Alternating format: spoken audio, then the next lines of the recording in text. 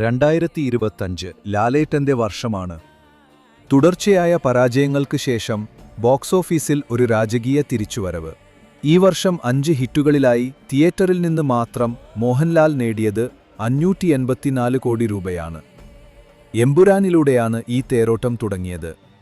ആഗോളതലത്തിൽ 265 കോടി വാരിക്കൂട്ടി ലാലേട്ടൻ 2025 അക്കൗണ്ട് തുറന്നു. പിന്നാലെ വന്ന തരുൺമൂർത്തി ചിത്രം തുടരും 233 കോടിയുമായി ഞെട്ടിച്ചു. ബെൻസ് എന്ന കഥാപാത്രത്തിലൂടെ ലാലേട്ടന്റെ അഭിനയവും സ്റ്റാർഡവും ഒരുപോലെ തിളങ്ങി. റീറിലീസുകളായ ഛോട്ടാ മുംബൈയും രാവണപ്രഭുവും ആഘോഷമായപ്പോൾ സത്യൻ അന്തിക്കാടിന്റെ ഹൃദയപൂർവ്വം 60 കോടിയിലേറെ നേടി വിജയം ആവർത്തിച്ചു.